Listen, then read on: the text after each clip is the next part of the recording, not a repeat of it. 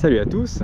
Alors encore une fois une petite revue improvisée, cette fois-ci de la Honda Jazz. Je crois qu'elle a 2-3 ans, si je ne me trompe pas. Elle est full options, à part je crois pour le keyless entry qui manque sur cette voiture. Alors à première vue, c'est vrai que les nouvelles Honda ont un peu un design voilà, un peu particulier, un peu futuristique. Néanmoins, je trouve tout de même assez agréable au regard. Et je me suis dit, on va regarder un petit peu qu'est-ce que ça donne en termes de conduite, de confort, d'habitabilité, etc. Donc, je propose qu'on commence par les lignes. Hein. De toute façon, voilà, on a déjà fait le tour de la voiture. Moi, je trouve que, en tout cas, à l'avant, elle est vachement réussie. C'est toujours un peu spécial, cette finition un peu futuriste, d'ailleurs un tout petit peu sportive. On a même la petite ligne rouge tout en bas. Et on va voir un petit peu comment ça se passe pour l'habitabilité. On va commencer par l'arrière. Voilà. Alors, à première vue, il y a quand même l'air d'avoir pas mal de place. Alors en termes de finition à l'intérieur, en plastique super dur, on ne peut pas faire plus que ça. Ici on a un tout petit peu de tissu, de nouveau du plastique dur mais un peu d'une autre forme. Bon voilà, ici on est vraiment voilà, Honda Jazz, on est sur un peu du gamme assez basse quand même, donc forcément tout plastique. En termes de siège, voilà, on est sur du tissu assez agréable, voilà, assez agréable au toucher. On est en plusieurs couleurs. Et en termes d'espace, voyons voir. Alors l'espace est super généreux. Franchement, on a plus de place que dans la Peugeot 3008 que j'ai essayé la dernière fois. Les genoux ne sont pas trop hauts. Au niveau voilà, au niveau des jambes, on a quand même largement assez d'espace, en sachant que tout est réglé pour ma taille, hein, c'est-à-dire 1m82. Donc franchement, à l'arrière, c'est spacieux. Alors c'est très spartiate, hein, forcément, Honda Jazz, c'est spartiate, hein, un peu bas de gamme. Néanmoins, voilà, ça reste joli à voir. Mais c'est très plastique, hein, on est vraiment sur une finition malheureusement un peu trop plastique à mon goût. Sinon l'habitabilité elle est bonne pour les genoux, et puis voilà, pour la tête aussi on a quand même pas mal de place.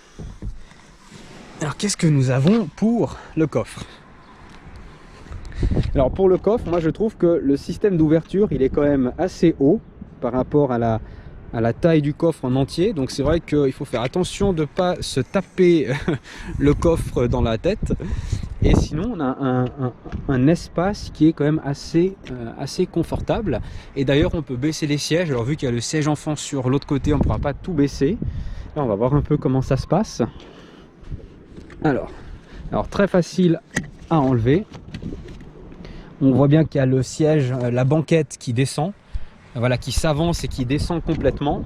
Et c'est vrai qu'on peut avoir un joli espace si tous les sièges sont baissés. Et vu que la voiture est quand même assez haute à l'intérieur, hein, c'est sûr qu'on peut bien la charger, celle-là. On peut la charger. Alors on va remettre ça comme avant. Et on va fermer le coffre. Voilà. Alors forcément, le bruit de carrosserie, on entend un petit peu sur ce type de voiture. Alors à l'avant, voyons tout ça. Alors à l'avant, les finitions à l'intérieur, hein, c'est exactement la même chose qu'à l'arrière de toute façon. Alors on remarque bien l'omniprésence du plastique, hein. C'est bourré de plastique avec quelques petits espaces de rangement. Alors par contre vraiment petits. Ah oui, une petite bouteille d'eau, 2-3 petits papiers à l'intérieur par là, pareil de l'autre côté.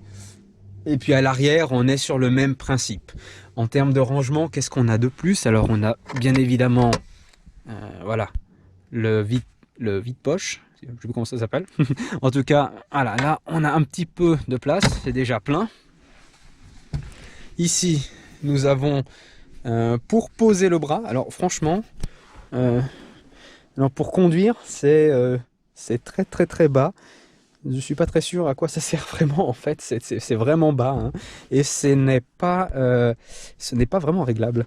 Là, on a encore une fois un petit espace de rangement avec une prise de 1 ampère. Donc ça, c'est parfait pour charger votre téléphone.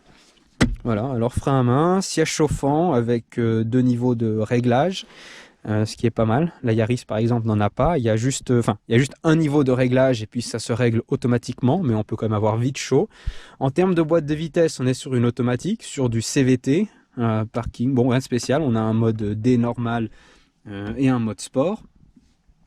Et puis on a donc ce volant, une sorte de simili-cuir slash plastique, enfin vraiment rien de spécial.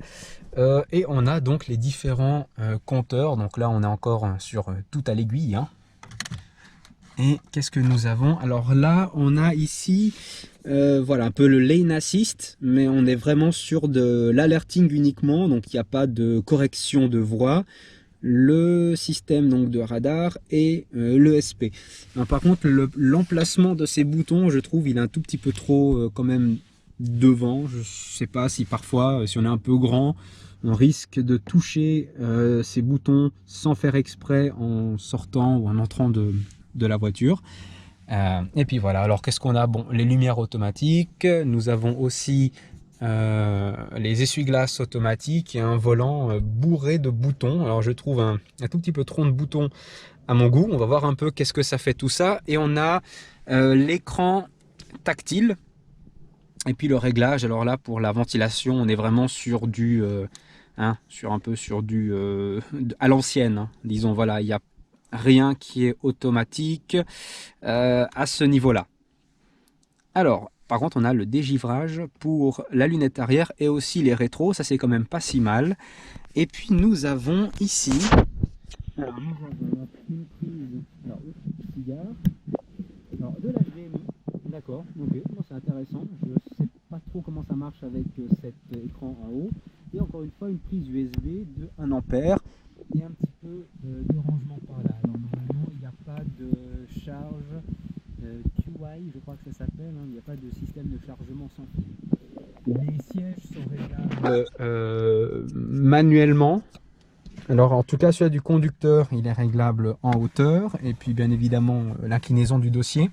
En termes de confort, pour ces sièges à l'avant, moi je trouve que cette partie-là est un tout petit peu trop, on va dire, un peu trop penchée vers l'avant. Je trouve que c'est pas forcément des plus confortables. Moi ça me fait un tout petit peu mal voilà, au coccyx au bout d'un certain temps de conduite. Ce ne sont pas mes sièges préférés du tout en termes, voilà, d'ergonomie, de confort, etc. Alors ils sont assez mous, ils sont confortables de manière générale, mais ceux qui ont un coccyx fragile, c'est pas vraiment le top, hein. Moi au bout de 20 minutes j'ai mal aux fesses sur celle-là et c'est très désagréable. Alors qu'est-ce que nous avons d'autre? Donc on va mettre un peu la clé si je la retrouve. Hop là. Alors elle est cachée. Voilà. Donc malheureusement sur celle-là, le système qu'il est, c'était en option et puis ça n'avait pas été pris. Donc on est encore à l'ancienne. Donc voilà comment ça se passe quand ça démarre. Hein, on a donc tous les boutons. Alors on a la musique qui est en route. Alors il y a plusieurs choses que moi je trouve très peu agréable en fait dans cette voiture en ce qui concerne le système d'infotainment, d'infodivertissement en fait. Bon déjà ça c'est super pénible, il faut tout le temps, j'ai l'impression qu'il faut tout le temps appuyer dessus quand on démarre la voiture et sinon ben voilà, ça on n'arrive pas sur l'écran. Donc ok, on fait ok. Et ici on est vraiment sur du tout tactile. Alors moi je trouve ça complètement fou qu'on ait ici un système entièrement tactile mais que pour la gestion de la ventilation on est encore sur un système ancien. Ok, soit, c'est un choix. Et après j'aimerais juste voir, voilà, qu'est-ce que nous avons. Moi je trouve que ce système, j'ai eu l'occasion de l'utiliser un tout petit peu. Vous allez me dire c'est peut-être une question d'habitude. J'ai beaucoup de mal à l'utiliser pour le très peu que j'utilise. C'est pas très ergonomique. En termes de réactivité, lorsqu'on appuie, bon alors ça va, c'est tout à fait raisonnable, hein. Un peu plus performant, on dirait quand même, que la Yaris. Et encore, hein, faut pas être pressé, hein. Personnellement, je trouve un peu le système un peu lent et pas du tout ergonomique, hein. Là, c'est super compliqué comme système. Euh, alors, je vais un peu le découvrir avec vous. Donc là, on est même pour le volume, en fait, vous voyez, on est sur un système voilà, aussi tactile. Alors, on peut appuyer ou on peut glisser. Alors moi je trouve que lorsqu'on conduit, c'est très désagréable en fait parce que on est obligé de regarder où est-ce qu'on va appuyer.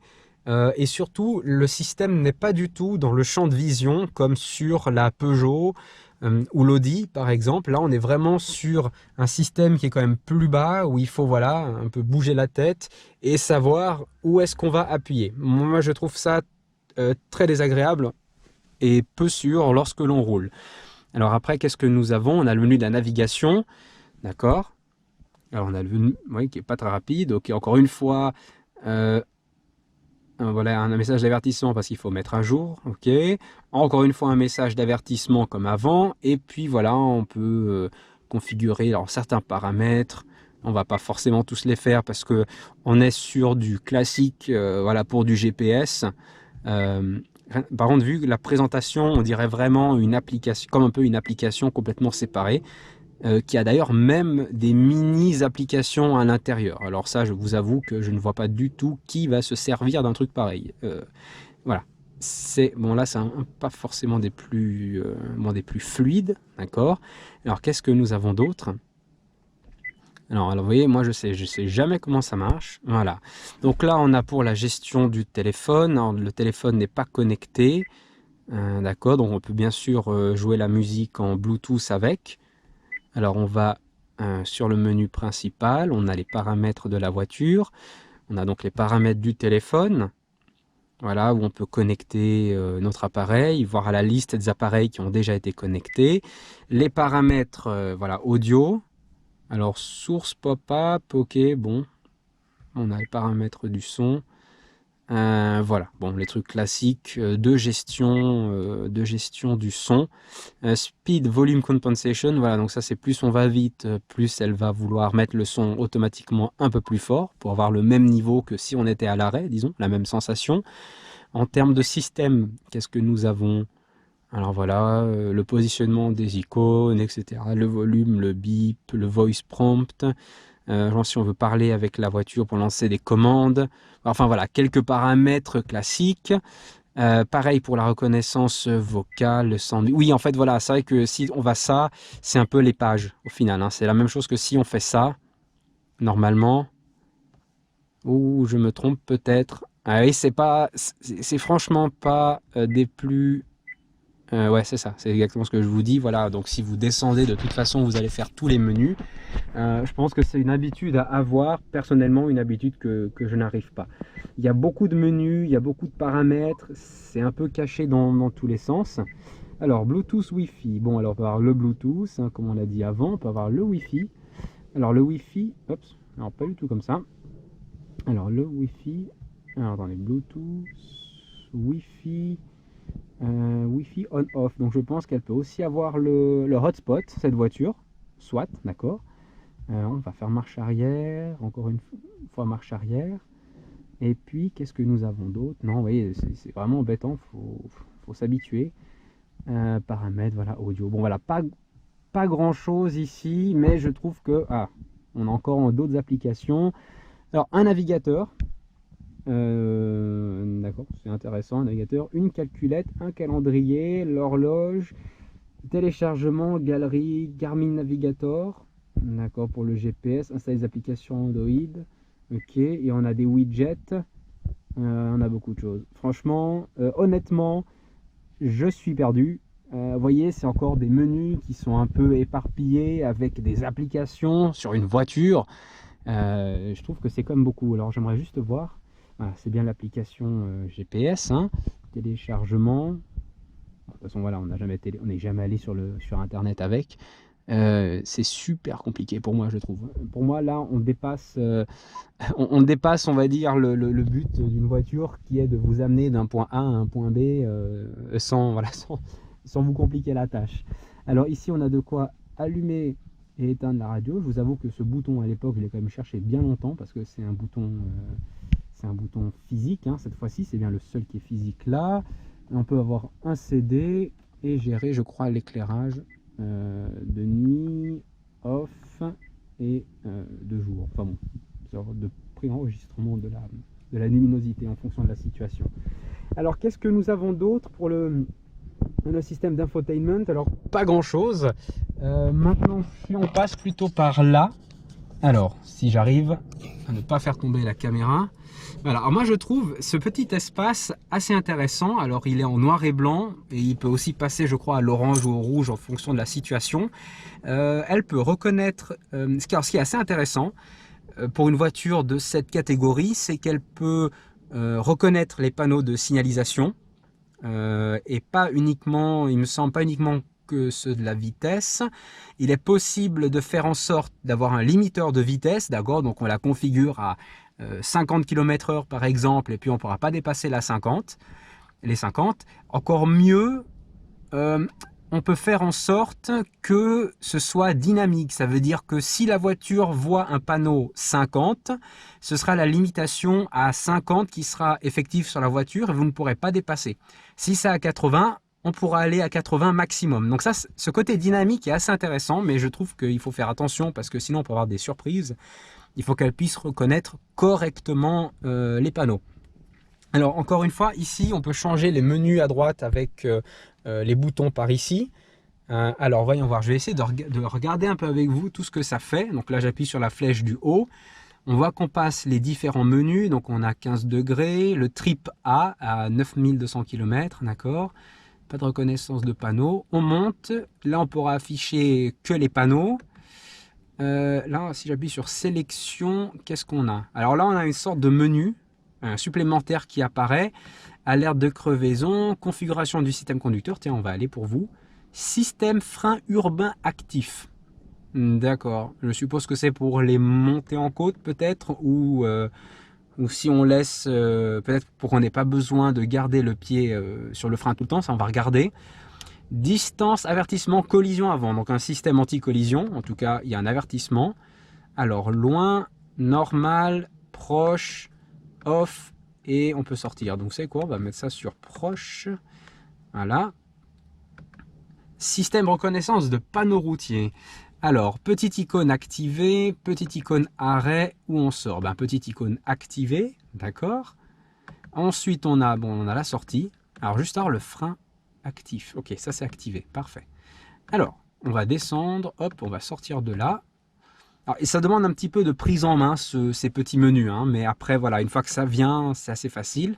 Configuration compteur. Alors, on a la langue, l'avertissement off-on. Alors, je ne sais pas l'avertissement, pourquoi exactement. Alors, on ne va pas y toucher, on va sortir. Réglage cadran température extérieure. D'accord, donc on peut régler s'il y a une différence de température. D'accord, je ne connaissais pas. Alors, réinitialiser le trip A, trip B, rétroéclairage, consommation. Alors ça, je ne suis pas très sûr de ce que ça donne. On a écran arrêt auto ralenti. Alors, vous voyez, il y a des menus, je vous avoue, je ne comprends pas ce que ça fait. Hein. Ça, c'est vraiment des choses en fait à tester ou à lire en tout cas. Réglage d'éclairage. Alors, temporisation, extinction automatique des phares. Donc là, on est à 15 secondes. Donc là, on est, je suppose que lorsqu'on ferme la voiture à clé, combien de temps est-ce que les lumières vont rester? Où on peut sortir, d'accord. Alors, on va sortir de là. Info maintenance. Alors, on peut réinitialiser ce qu'on ne va pas faire ici. Alors, on va sortir. Ça, c'est pour les services. Oula, bah, il y en a des menus. Hein. Enfin, il y en a des... On va faire annuler. Touche par défaut. Alors, touche par défaut, je ne suis pas très sûr de laquelle on parle. Donc, je ne vais pas y toucher. Où on peut sortir. D'accord. Alors, qu'est-ce qu'on a d'autre? Alors là, on peut changer le trip. OK. Là, si j'appuie encore une fois sur sélection, bon, là, on a encore les trips. La vitesse, la consommation moyenne, donc là on est sur du 6 litres, c'est pas énorme, hein. C'est pas énorme, 6 litres, ça paraît tout à fait raisonnable, une autonomie de 522 pour le plein. Alors par contre, c'est vrai qu'on a beaucoup de petites barres hein, pour l'essence. En 100 heures de conduite, d'accord. Voilà, hop, on descend encore. La moyenne, ok. Et puis là, on a les panneaux en grand, voilà. Ah voilà, là il y a je crois pour les limitations, je vous avoue que là ça me perd un tout petit peu, donc je vais pas vraiment vous rentrer dans les détails pour pas vous embrouiller. Le statut, voilà, si tout le monde a mis sa ceinture ou pas, d'accord. Alors là je sais pas trop ce que ça veut dire. Ok, on pourrait dire qu'il y a l'icône de quand est-ce qu'il y a la prochaine maintenance, quoique j'avoue, je suis pas sûr de comprendre. 30 jours, je crois, 30 jours avant la maintenance. Et puis, on a fait le tour. Ok, vous voyez, il y a quand même pas mal de menus. Hein. Faut aimer toucher un peu à tout ça. Alors, pour l'essai, qu'est-ce qu'on va laisser comme menu? Alors, vous voyez, mais moi, on va laisser ça pour l'instant. Et puis ce qui est assez intéressant, c'est cette lumière bleue. Alors ça change de couleur en fonction de la conduite, ça on va regarder. Et puis je crois que c'est tout, on va aller faire un petit tour avec la voiture. Voilà. Voilà, alors on va faire un petit tour avec la voiture, donc allons-y. Alors comme d'habitude, il va y avoir le petit message d'avertissement qu'on va devoir voilà, valider. Voilà, donc nous sommes sur une motorisation essence par contre. Alors désolé d'avance, la caméra risque de bouger un peu pendant l'essai. Donc allons-y. Hop, voilà. Vous voyez là, on est en train, on va dire, de conduire de manière économique. Donc on est sur de l'affichage. On est sur de l'affichage en vert. Alors.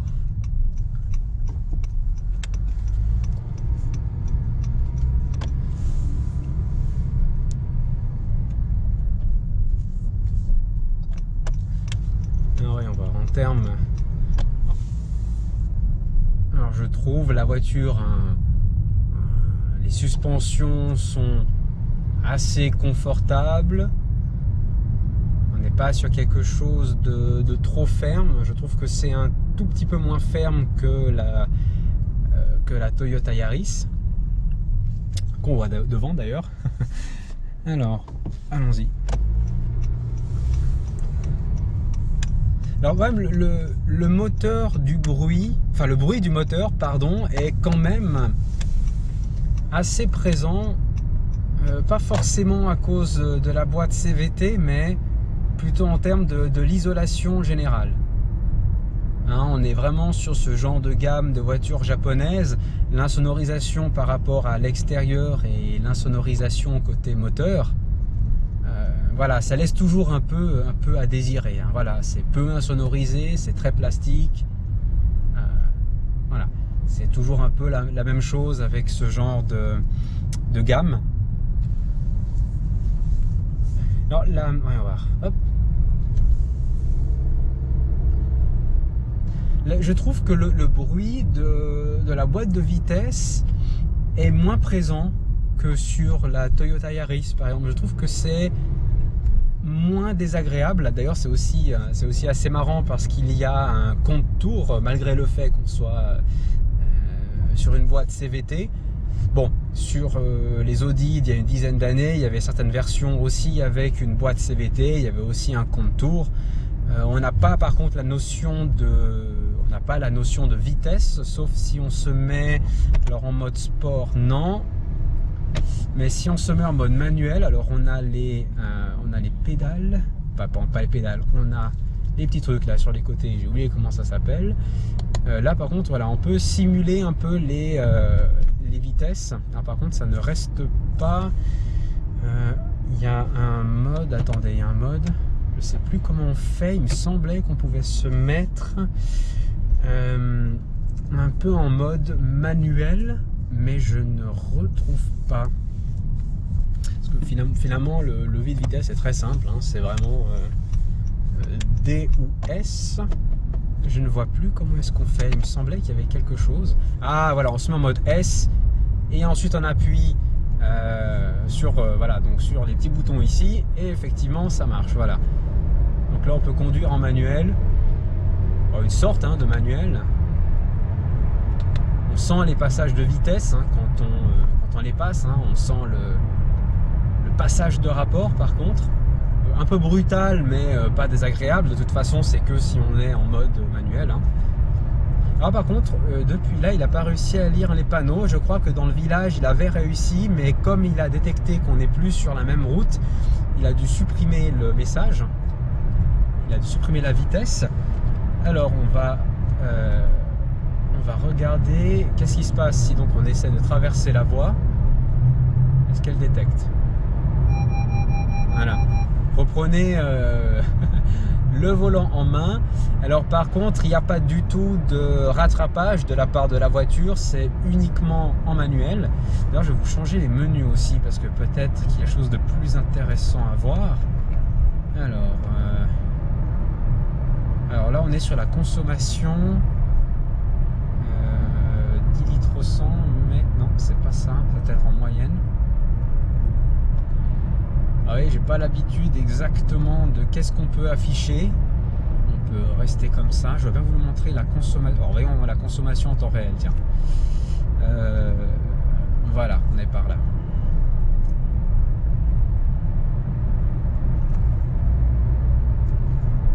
Donc là, voilà, donc le mode manuel, il faut se mettre en mode sport et ensuite voilà, toucher aux palettes. Et on peut, vous voyez, donc là on voit le changement dans le contour. Elle a quand même une mini pêche, voilà, une mini pêche sans plus. Ça a l'air d'être un peu plus nerveux que la Toyota Yaris hybride en CVT également. Alors, il n'y a pas de bruit de suspension. Les suspensions sont assez agréables. Comme je l'ai dit, c'est, on va dire, ferme, mais pas trop. C'est moins ferme que la Toyota Yaris, donc ça reste assez confortable en termes de suspension. Alors, par contre, le volant, voilà, il est ok, il est sans plus. Je n'aime pas trop la forme du volant et la sensation, voilà, du volant dans les mains. Je suis pas très fan de ce volant. C'est plutôt avec les encoches ici. Je trouve pas ça. Il y a quelque chose qui me dérange un peu. C'est, voilà, si on tient le volant comme ça, je trouve pas super agréable de mon côté par rapport à d'autres modèles. Vous voyez, donc là, hop là. D'ailleurs là, vu qu'on est en mode sport, ça reste en bleu. Je vais me mettre en mode, voilà, en mode D. Vous voyez, donc là, si j'accélère un peu, il y a différents paliers en termes de couleurs. On a le vert, on a un peu une sorte de bleu clair, puis bleu foncé. C'est assez intéressant pour avoir une idée du niveau, voilà, de conduite économique. Hop, allons-y. Soyons fous, mettons-nous en manuel. Voilà. Alors on est à 50. Hop.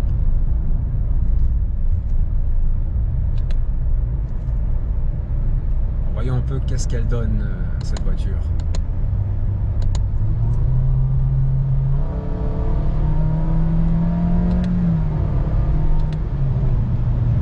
Ouais, c'est pas mal pour voilà, pour une petite voiture. Disons, il y a un petit peu de puissance, alors faut pas trop en demander. On a 7 vitesses là.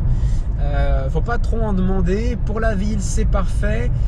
Pour l'autoroute, en termes de confort, voilà, ça peut aller sans plus. Par contre, pour dépasser une voiture, je pense qu'il faut voilà, la prudence est de mise quand même, parce que la voiture n'est pas extrêmement nerveuse non plus. Mais voilà, c'est rien de spécial. C'est agréable à conduire. Voilà, faut pas être trop fragile au niveau des fesses, j'ai envie de dire. Il y a beaucoup d'électronique en termes de, voilà, vous avez vu le système multimédia. Je trouve, pour moi, c'est beaucoup trop. C'est des fonctions que je n'utiliserai pas. puis de toute façon, on ne peut pas utiliser ça quand vous roulez. C'est vraiment ces histoires d'application, de navigateur, c'est quand vous êtes à l'arrêt et puis c'est tout. Je ne vois pas trop l'intérêt. C'est une petite voiture sympathique qui est jolie. Faut pas avoir peur du plastique. Faut pas avoir peur non plus des boîtes de vitesse en CVT, quoique assez agréable par rapport à une Toyota. Je trouve que le bruit de la CVT est moins présent. Par contre, le bruit du moteur, il est parfois un peu là quand même. Ça arrive de l'entendre un petit peu quand même. Voilà, sans plus. La voiture est spacieuse, par contre, que ce soit la place au niveau des jambes, au niveau des passagers à l'arrière, le volume est assez généreux pour une voiture de cette taille. On dirait que c'est quand même un peu plus spacieux, surtout à l'arrière, aussi bien par rapport à l'Audi que par rapport à la Toyota et par rapport à la Peugeot. Les gens à l'arrière seront quand même plus confortables dans cette voiture que sur les autres. Après, je pense qu'on peut pas trop en demander. Je sais plus combien cette voiture coûte. Voilà, toutes les options, je pense qu'on est peut-être pas loin des 16 000 euros, 17 000 euros. J'ai pas envie de vous dire des bêtises. J'ai envie de vous dire, ça les vaut pas si mal. Voilà, ça les vaut pas si mal. Voilà, personnellement, je n'achèterai pas cette voiture pour les raisons que j'ai indiquées. Trop d'électronique, pas forcément utile. Le système multimédia qui laisse mais vraiment à désirer en termes d'expérience utilisateur. Trop de plastique, je crois que je l'ai dit au moins 15 fois. Comment dire, et puis voilà, c'est un modèle normal, disons. Peut-être que ça aurait été plus drôle en hybride, comme avec la Toyota, où on peut s'amuser, on va dire, à faire des consommations moindres. C'est peut-être un peu moins le cas avec cette voiture. C'est une essence normale. C'est assez intéressant, les petites lucarnes aussi qu'ils ont fait sur les côtés pour avoir une meilleure visibilité en cas de piétons qui veulent traverser. Je trouve ça assez sympathique. Voilà, petite voiture de ville pour faire de l'autoroute occasionnelle. C'est sympa, mais sans plus. J'avoue que j'ai pas grand chose à vous présenter sur cette voiture. Elle date un tout petit peu de quelques années. J'espère que les prochains modèles, les tout nouveaux, ils prendront un peu acte des quelques petits défauts de cette voiture, mais je pense qu'il ne faut pas vraiment s'y fier. Une voiture à ce prix-là, chez les Japonais, voilà, c'est du plastique, c'est une insonorisation qui laisse à désirer. Voilà, voilà, sans plus. Alors, je ne peux pas vraiment essayer avec vous les fonctions de limitation de vitesse, parce que j'ai essayé ça à quelques reprises il y a très longtemps, histoire de découvrir la voiture. Je vous avoue que je me suis quand même facilement paumé. Vous voyez, il y a plein de menus sur l'écran ici, des menus ici pour configurer. Je pense que c'est une habitude à prendre. Voilà, là on peut aussi s'amuser avec ça. Qu'est-ce qu'on a d'autre? Voilà, on peut naviguer sur l'écran à droite avec les flèches du volant. Bon, vous allez me dire, comme beaucoup de voitures de toute façon. Voilà, rien de spécial en plus à dire. Petite voiture sympathique, mais sans plus. Voilà, j'espère que cette vidéo aura quand même été assez informative pour vous. Et juste avant que je vous quitte, c'est vrai que j'ai oublié de vous montrer.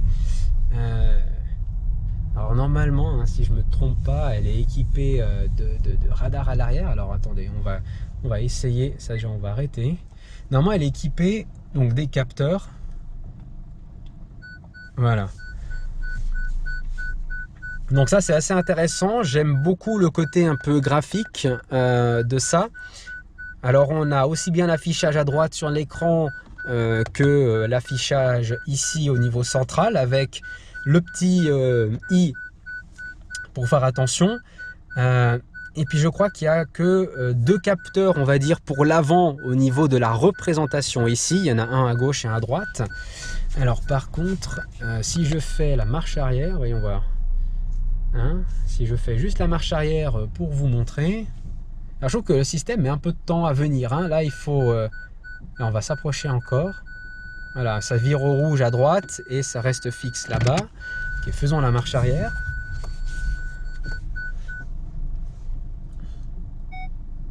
Et là...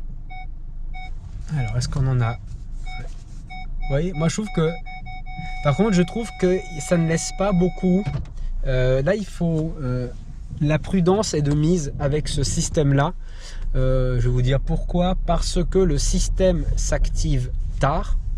Et il n'y a pas beaucoup de marge. Je veux dire, si l'avertissement en orange commence à venir, soyez très prudent. Et si c'est en rouge...